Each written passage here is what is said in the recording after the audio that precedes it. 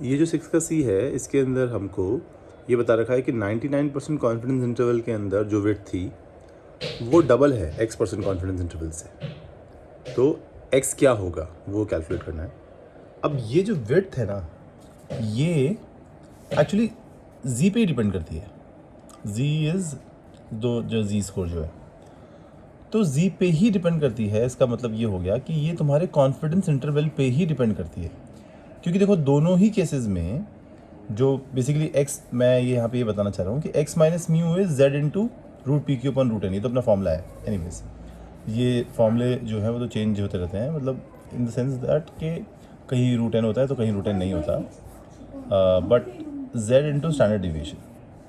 अब ये the whole point I am trying to make इसकी जो रेंज है अगर मुझे निकालनी है तो मेरे पास जो मेरी प्रोबेबिलिटी है p वो तो वही रहने है, q वही रहना है, मेरा सैम्पल साइज भी वही रहना है। बस मेरा कॉन्फिडेंस इंटरवल जो है वो मुझे चेंज कब हो जाता है, जब मैं ये सोच लेता हूँ कि यार 99% नहीं मेरे को तो 95% चाहिए, या 95% नहीं मेरे को तो 90% चाहिए। तो इनका तो कोई लेना देना ही नहीं है इस रेंज का x माइनस म्यू से। x माइनस म्यू यही है ना, ये रेंज x इज बेसिकली कोई वैल्यू जो यहाँ पर है इस जगह पे, और म्यू ये बीच में बैठा हुआ है। तो ये जो रेंज है ये तो सिर्फ इसी चीज़ पर डिपेंड करती है कि तुम कितना कॉन्फिडेंस इंटरवल चाहते हो। मतलब अगर डबल हो रहा है तो इसका मतलब तुमने अपना कॉन्फिडेंस इंटरवल जो है वो कम कर दिया है, तभी तुम्हारी रेंज बढ़ गई है। तो एनीवेज हमारे केस के अंदर हम ये चाह रहे थे, तो मैं ये इसलिए बता रहा हूँ कि अल्टीमेटली तुमने सिर्फ अपना कॉन्फिडेंस इंटरवल ही कम किया होगा, तभी जाके तुम्हारी जो रेंज है वो और कम हो गई है। रेंज कम हो जाती है ना जब कॉन्फिडेंस इंटरवल कम करते हैं। उसका रीज़न इतना सा है कि जितना ज़्यादा तुम अपना कॉन्फिडेंस इंटरवल कम रखोगे उतना ज़्यादा प्रिसाइज वैल्यू दे पाओगे। वो सब हमें पता ही है, मैं उसको वापस रिपीट नहीं कर रहा।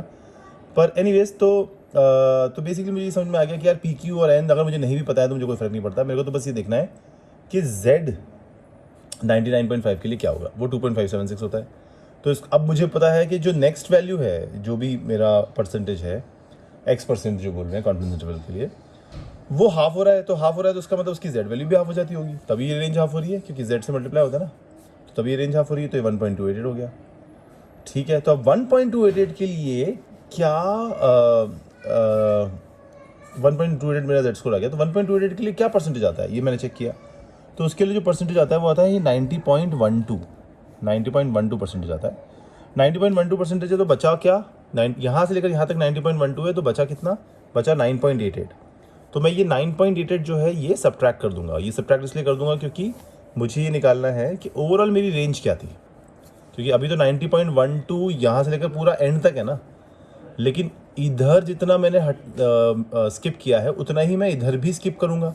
तो इसलिए मैंने जो इतना इधर स्किप किया है उसको मैं फिर और माइनस कर दूंगा इसमें। तो वो मुझे पता है कि वो, क्योंकि 90.12 था तो मैंने 9.88 स्किप किया था, तो ये 9.88 में फिर और माइनस करूँगा 90.12 से। तो मतलब कुल मिला के मैंने 80% कॉन्फिडेंस इंटरवल के लिए इस चीज़ को रेंज, इसका कॉन्फिडेंस इंटरवल निकाला होगा। 80% कॉन्फिडेंस के लिए इसका इंटरवल निकाला होगा, और 80% कॉन्फिडेंस इंटरवल के लिए जो कॉन्फिडेंस के लिए जो इंटरवल आता है वो 1.28 आता है, which is half. So which basically reduces the range bye a factor of 2।